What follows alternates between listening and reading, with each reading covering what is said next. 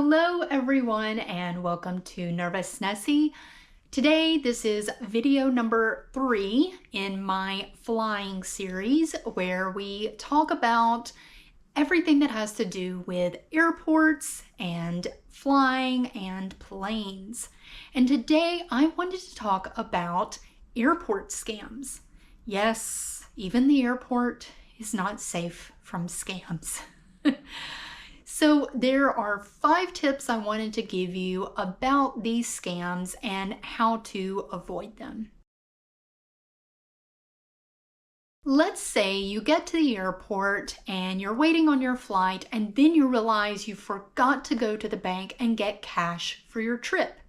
So you decide to go to the ATM and use the ATM to get your cash out. However, there's a sign up saying that the ATM is broken, but it will use contactless as a way of getting your money.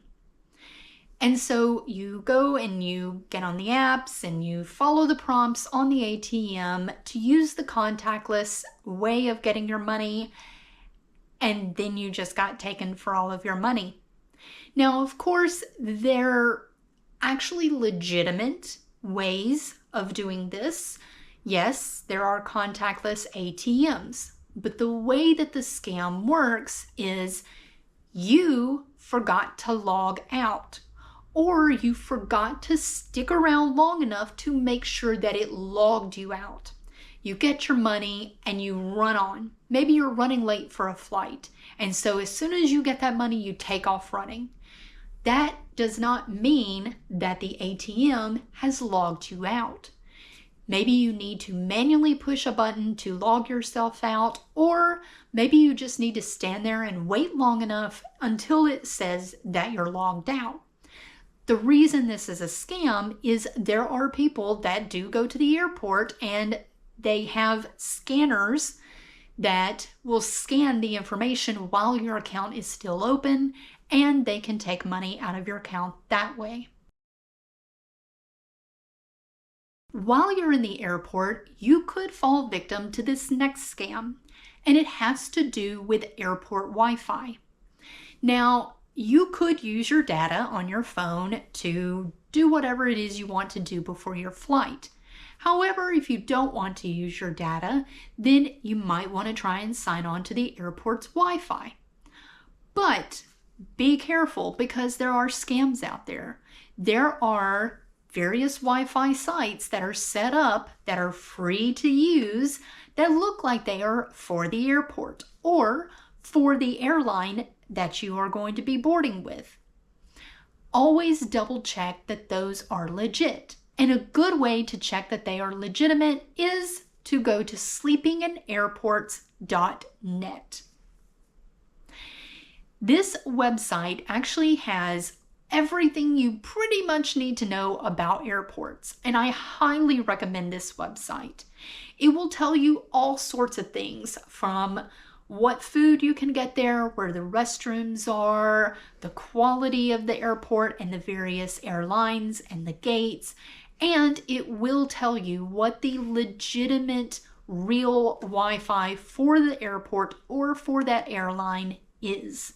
So if you go to get onto the Wi-Fi, go to that website first, maybe use your data to do that, find out what the legitimate one is, and then log into the actual airline or airport's Wi-Fi. That way, nobody will get into your phone.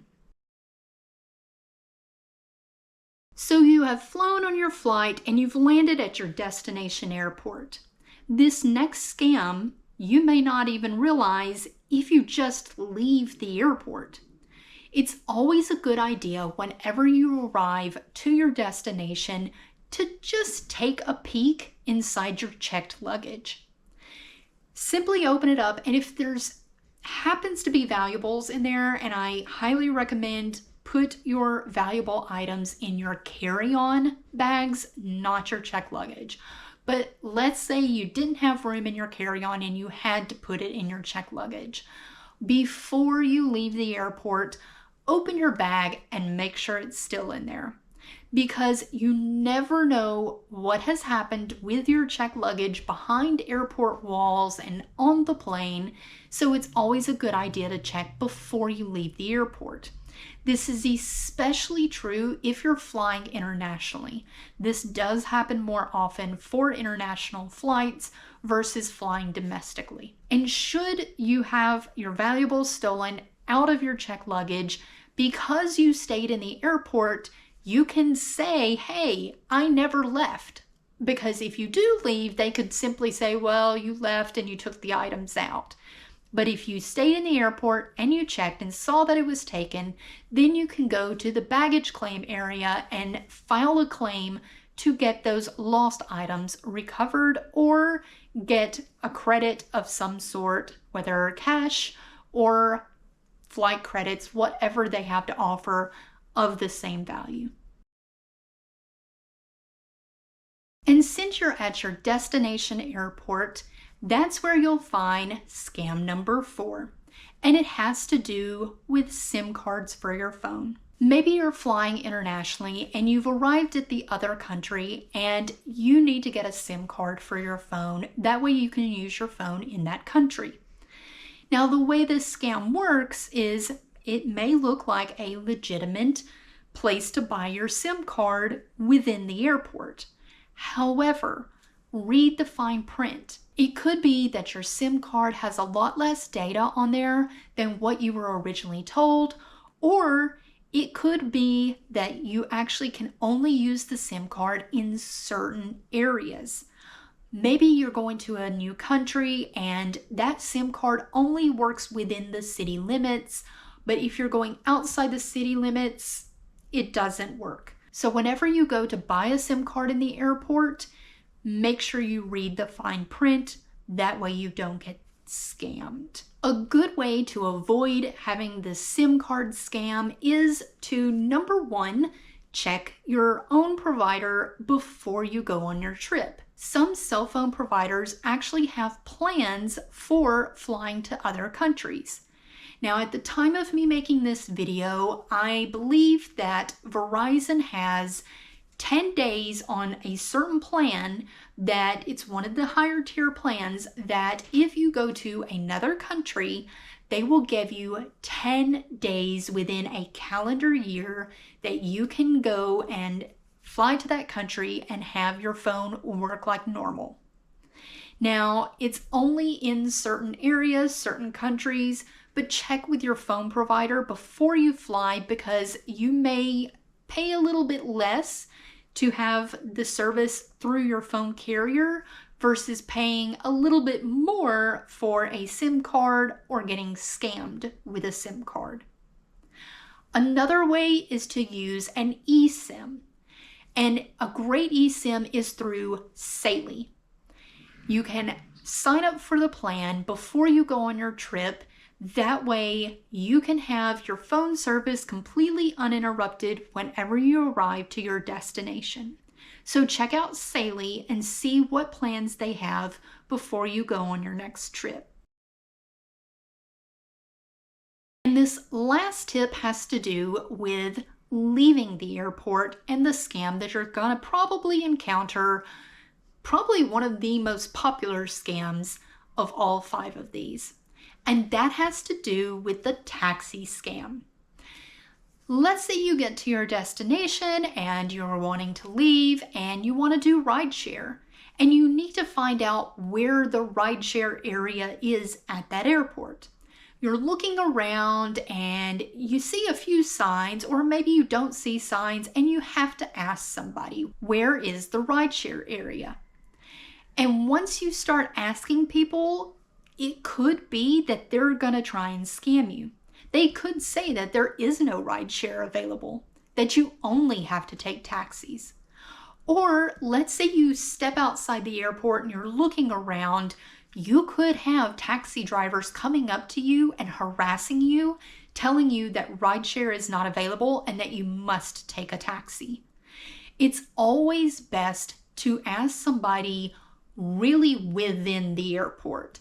We're talking as you're getting off the plane, find somebody at one of the gates that works there and ask them. because they don't have a stake in the game. They don't care. So if you're going to do rideshare, it's best to ask someone like that. Another thing has to do with hotel shuttles. Maybe whenever you arrive at your destination, the hotel that you're going to be staying at has a free shuttle. And so you go outside and you're looking around for the shuttle and you don't see it. Again, you could have a taxi driver come up to you and tell you, hey, no, the shuttle left and it's going to be another hour or two before they come back around. Don't take that for face value. At the very least, try to contact the hotel and find out the status of the shuttle. Most places, the shuttles come around in loops. Maybe it is once an hour, but it's better than paying for a taxi or a ride share when your shuttle is supposed to be free. Unfortunately, there are scams everywhere, and the airport is not immune to that.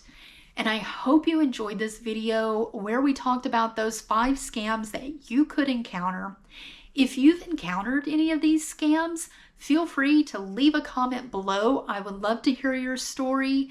If you've had other scams happen to you, leave a comment as well. That way the rest of us can see what other scams are out there. And if you like this video, give me a thumbs up.